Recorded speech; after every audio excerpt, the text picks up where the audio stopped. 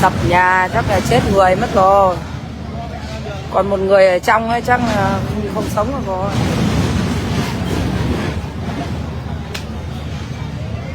Nhà quán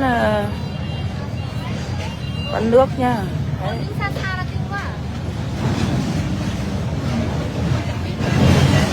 Đấy, em từ trong Tràng Đường em chạy về, cái loa nó gọi em. Ui, chết rồi, sao lại sập ghê thế này.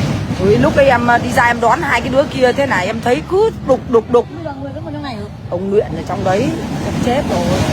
Không thấy nghe máy chắc chết rồi.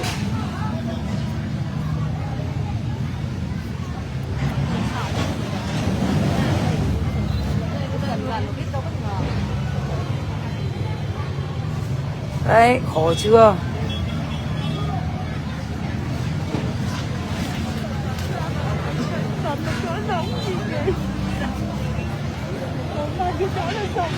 Dốc luôn một gì chết người.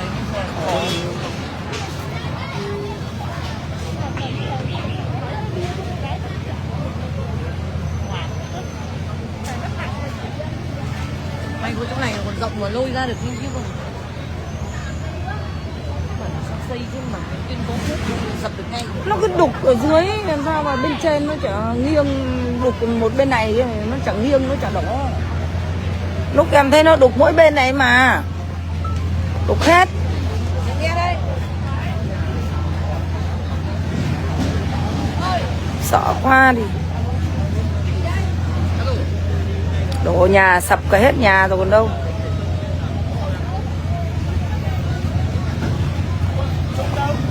Alo. Alo. Bà gửi lại con cái số quán qua đây vậy, qua số này con. Quán con hỏi ấy. Ở dưới cổng tỉnh ấy. Nhắn qua số này con. Quên không cầm.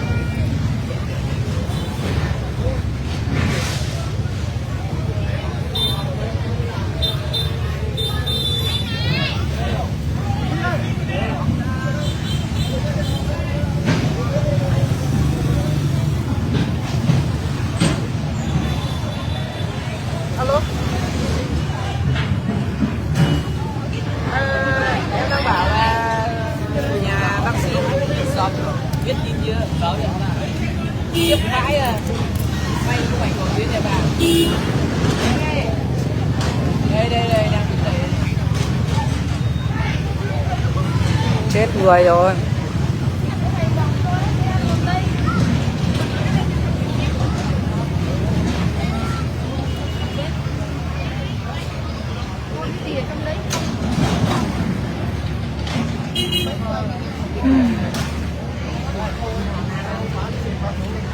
Xe máy à?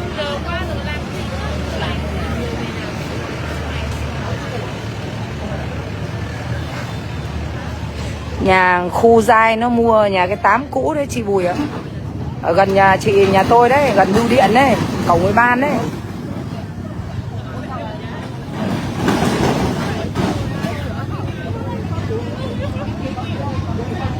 Tám sĩ cũ đấy, tám sĩ trước đấy.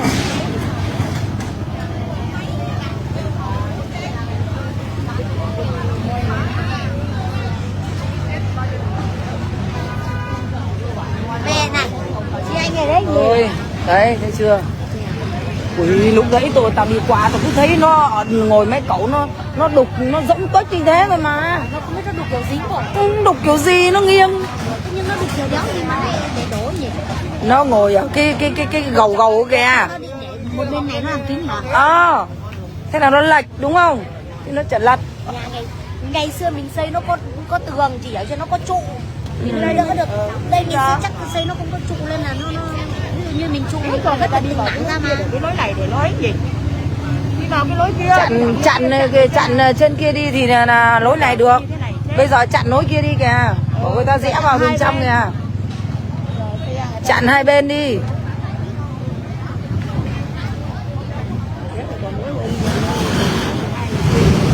Hai người kia ra rồi gì? Ra đi viện rồi. Thế à? Thế ông Luyện thì chắc ra đi rồi. Đây còn mỗi ông Luyện thôi. chết, còn thế kia là chết. Chết. Sống thế đi. Sống làm sao được. Cái gì nhỉ, tường nó đỏ như kia thì sống sao nổi. Thấy người ấy sao ấy? Thấy chưa? Chưa đây rồi. Thấy người ấy sao ấy? Ở đây nhảy đấy đang ở đây.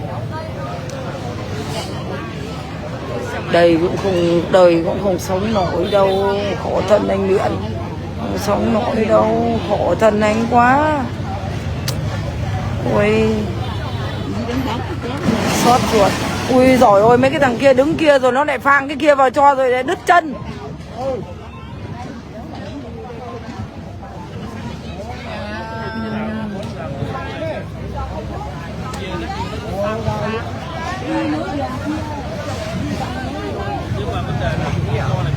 Nhà 8 sĩ cũ mà khu em khu ra em ấy, con rể anh Luyện Hằng đấy mua, thế là bây giờ là cho bọn là Vinmart nó thuê để nó sửa nhà, để nó làm, nó bán hàng thế nó sửa nhà, thì bây giờ là nó sửa không biết nó đục máy làm sao mà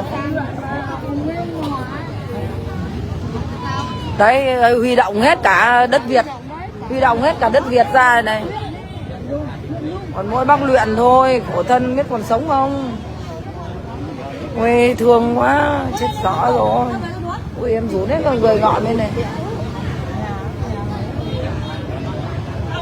còn mỗi mình anh Luyện thôi.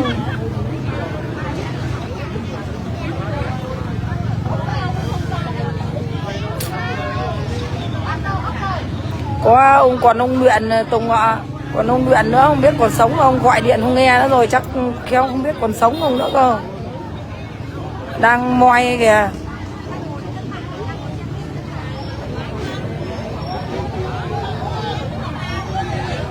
Ông vào ông lấy cái gì ai biết được.